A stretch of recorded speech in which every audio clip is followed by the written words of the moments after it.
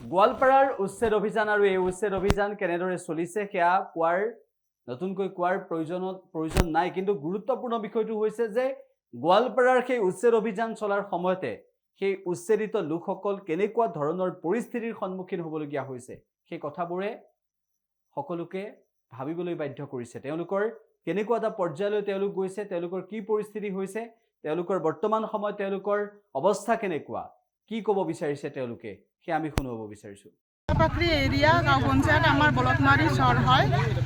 এইটো আমাৰ ৰেভিনিউ ভিলেজটো ৰাজকচুনি জংঘল ব্লক এফআইআৰ হিচাপত আমাক সকলোকে নটিচটো দিয়া হৈছে, কিন্তু আমি সেইটো মানি নলওঁ। যিহেতু আমাৰ আটা বিটা ব্ৰিটিছৰ সময়ৰ পৰা ইয়াতে চাকৰি কৰি মৰি গ'ল, এতিয়া আমাক ভাঙিবলৈ খুজি আছে। এতিয়া আমি ক'ত যাম?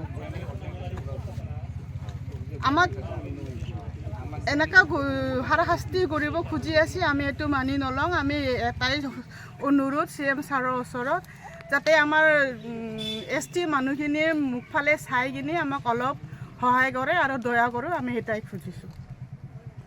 সৰুৰে পৰা ইয়াতে ডাঙৰ হৈছোঁ, ইয়াতে জন্ম লৈছোঁ, কিন্তু আমি সৰুৰে পৰা এইটোও শুনা পাইছোঁ ৰাস্তাৰ সেই ছাইডৰটোহে কিবা ফৰেষ্টৰ মাটি বুলি ৰিজাৰ্ভ বুলি শুনা পাইছোঁ, কিন্তু আমাৰ ইফালৰটো আমি সৰুৰে পৰা শুনা পাইছোঁ ৰেভিনিউ বুলি। আগতো নটিচ দিয়া কিবা কিবি কথাবোৰ ওলাইছিলে, তেতিয়া আমি শুনা পাইছোঁ ইফালৰটো ভাঙিব বুলি, কিন্তু ইফালৰটো ভাঙিব বুলি কেতিয়াও শুনা পোৱা নাছিলোঁ। কিন্তু এইবছৰ হঠাৎকৈ এনেকৈ আমাক নটিচ দি দিছে, আৰু নটিচটো আমাৰ গোৱালপাৰা হেৰাফাকৰি বুলিও নহয়, তো কিবা ৰাক্ষসনী আণ্ডাৰতহে আমাক নটিচটো দিছে। সেইটো মানে কেনেকৈ হ'ল এইটো বুজি নাপাওঁ। এতিয়া আমি পঢ়িও আছোঁ, পঢ়া শুনা কৰাৰ লগতে সেইবিলাক কথা শুনা পাই কিনে বহুত চিন্তিত হৈ থাকোঁ নহয়, কিবা হ'ব, কি হ'ব, আমাৰ পঢ়া শুনাটো কেনেকৈ হ'ব, আমাৰ ফিউচাৰটো কেনেকৈ হ'ব, সেইবোৰ চিন্তা কৰি থাকোঁ। তো সেইবোৰ মানে বেয়াই লাগে আৰু কেতিয়াবা ভাবি পিনে পঢ়া শুনাও ভালকৈ কৰিব নোৱাৰা হৈ গৈছোঁ সেইবিলাক কথা ভাবি কেনে। কাৰণ আমি চোৱা কিবা ইমান আমি মানে ফাইনেন্সিয়েল ইমান ভাল বেকগ্ৰাউণ্ডৰ পৰা নহয়।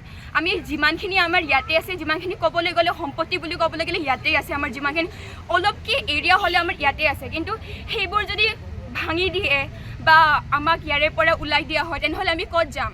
আমিতো সেইবুলি নহয়, আজিকালিতো ক'ত থাকিম সেইবিলাক আমি ভাবি পিনে পঢ়া শুনাবোৰ ডিষ্ট্ৰেক্ট হৈ থাকে, সেইটোৱে ক'ব বিচাৰোঁ মই।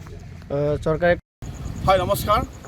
আপোনালোকে নিশ্চয় অৱগত যে যোৱা এদিন আগতে আমাৰ গোৱালপাৰা জিলাৰ কৃষ্ণাই থানা অন্তৰ্গত বেতবাৰী আৰু বিদ্যাপাৰাত এক বৃহৎ উচ্ছেদ চলিছিল, আৰু এই উচ্ছেদিত অঞ্চলত এতিয়া শোকাবহ পৰিৱেশ চলিছে, কাৰণ তেওঁলোকে এটা যমযন্ত্ৰত ভুগিছে। তেওঁলোকক ঘৰ ভাঙি দিয়া হৈছে, যি হিচাপে চৰকাৰে ব্যৱস্থা কৰিছিল। সংবিধানে যে আমাক অধিকাৰ দিছিল, যে সংবিধানে যে আমাক জনাইছিল যে অন্ন বস্ত্ৰ বাসস্থানৰ ব্যৱস্থা কৰিব লাগিছিল, কিন্তু এই মৌলিক অধিকাৰ তেওঁলোকক খৰ্ব কৰা হৈছে। তেওঁলোকক কোনো আশ্ৰয়ৰ ব্যৱস্থা কৰা নাই, তেওঁলোকক কোনো খাদ্যৰ ব্যৱস্থা নকৰাকৈ, তেওঁলোকক সংস্থাপন নকৰাকৈ তেওঁলোকক উচ্ছেদ কৰা হ'ল।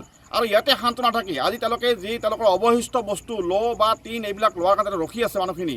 আৰু যোৱাকালিৰ পৰা যি গোৱালপাৰাত বৰষুণ হৈছে, বৰষুণত তেওঁলোকে সৰু সৰুকৈ তিৰপাল টানি তেওঁলোকে আশ্ৰয় লোৱাৰ চেষ্টা কৰিছে, কিন্তু আজি দেখা গৈছে যে একাংশ পুলিচ বাহিনীয়ে তেওঁলোকৰ এই তিৰপালবিলাক টানি ছিঙি দিছে। গতিকে ইয়াত সঁচাকৈ দুখ লগা, আমি ধিক্কাৰ জনাইছোঁ গোৱালপাৰা জিলা প্ৰশাসনক। মানুহ ইমান তললৈ নামিব নালাগে, কাৰণ মানুহখিনিক ইমান হাৰাশাস্তি কৰি, ইমান জেলস্কিয়ৰ ফিল কৰিছে যে তেওঁলোকে ৰখি থকাৰ কাৰণে। তেওঁলোকৰ যিখিনি অৱশিষ্ট বস্তু তেওঁলোকক ল'ব দিয়ক। চৰকাৰক আমি বাৰম্বাৰ অনুৰোধ জনাইছোঁ, আমি জিলা আয়ুক্ত অতিৰিক্ত আয়ুক্ত মহোদয়ক জনাইছোঁ, DFO মহোদয়ক জনাইছোঁ যে তেওঁলোকক অলপ সময় দিয়ক। আমি যোৱাকালি খাদ্য দিবলৈ গৈছোঁ, তাতে আমাক বাধা আৰোপ কৰা হৈছিল, কিন্তু পিছত আমাক যাব দিছে, তাৰ কাৰণে ধন্যবাদ জনাইছোঁ। কিন্তু বাধা কিয় কৰে তেওঁলোকক? মানুহখিনি খাদ্য দিব যায়, বহু মানুহ আহি তেওঁলোকক দেখা কৰিব, কিন্তু দেখা কৰিব নিদিয়ে। মানুহখিনি গোটেইখিনি তেওঁলোকক এটা বন্দী কৰি ৰখা হৈছে চাৰিওপিনৰ পৰা ৰাস্তা ব্লক কৰি। গতিকে এই ধৰণৰ মানুহখিনিক হাৰাশাস্তি কৰি মাৰি পিটি মাৰাৰ কাৰণে তেওঁলোকে পৰিকল্পনা কৰিছে নেকি? এই মানুহখিনি আজি দেখা গৈছে যে তেওঁলোকে অৱশিষ্ট বস্তু টিন লোৱাৰ কাৰণে ৰখি আছে, কিন্তু যোৱাকালিৰ পৰা বৰষুণ হোৱাৰ কাৰণে তেওঁলোকে তিৰপাল টানি তাক ৰখিছে, কিন্তু আজি দেখা গৈছে পুলিচ বাহিনী তিৰপালবিলাক ছিঙি দিছে। গতিকে মানুহখিনিক উত্তেজিত নকৰিবলৈ আমি জিলা প্ৰশাসনক অনুৰোধ জনাইছোঁ, কাৰণ তেওঁলোকে শান্তশিষ্টভাৱে তেওঁলোকে পূৰ্ণ সহযোগিতা কৰিছে এই উচ্ছেদত, কোনো ধৰণৰ বিৰোধ কৰা নাই কোনেও। কিন্তু মানুহখিনিক সংস্থাপনৰ ব্যৱস্থা চৰকাৰে কৰক। আমি বাৰম্বাৰ কৈছোঁ যে তেওঁলোকক সংস্থাপনৰ ব্যৱস্থা কৰক, তেওঁলোকক অন্ন বস্ত্ৰ বাসস্থান আপোনালোকে ব্যৱস্থা কৰক। অন্যথাই মানুহখিনি নিশ্চিতভাৱে এটা সময়ত তেওঁলোকে মৃত্যুৰ মুখত ঠেলি দিয়া হৈছে। সৰু সৰু কণ ল'ৰা ছোৱালী আজি দুদিনৰ পৰা তেওঁলোকে নেখাই আছে, তেওঁলোকক খোৱাৰ ব্যৱস্থা আজিলৈকে কৰা নাই। যোৱাকালি একাংশ কোনোবা পুলিচে তেওঁলোকক দি থৈ আহিছে এখন গাড়ীৰে তেওঁক বেয়া খাদ্য, পচা খাদ্য, যিবিলাক খাদ্য এদিন পুৰণি হৈছে তেওঁলোকে খাবলৈ লৈছে, সেই খাদ্য ৰৈ যোৱা খাদ্য, পুলিচ বাহিনী ৰৈ যোৱা খাদ্য তেওঁলোকক কোনোবা এখন পিকআপত গৈ তেওঁলোকক দি থৈ পিকআপখন পলাই গুচি গৈছে। এই ধৰণে তেওঁলোকে এই ফুড পৰ্যন্ত তেওঁলোকে খুৱাব খুজিছে নেকি আপোনালোকে? গতিকে আমি অনুৰোধ জনাইছোঁ যে মানুহখিনিক ইমান হাৰাশাস্তি নকৰিব, তেওঁলোকক চিজিল হ'বলৈ দিয়ক, আপোনালোকেও সংস্থাপনৰ ব্যৱস্থা কৰক, তেওঁলোককো নিজকে সংস্থাপিত হ'বলৈ দিয়ক। গতিকে এইখিনিকে অনুৰোধ জনাইছোঁ, যদি এই ধৰণে হাৰাশাস্তি কৰা হয় তেনেহ'লে কিন্তু আপোনালোকে আমাক কিন্তু জকাই লৈ আছে ৰাইজৰ মানুহখিনিক।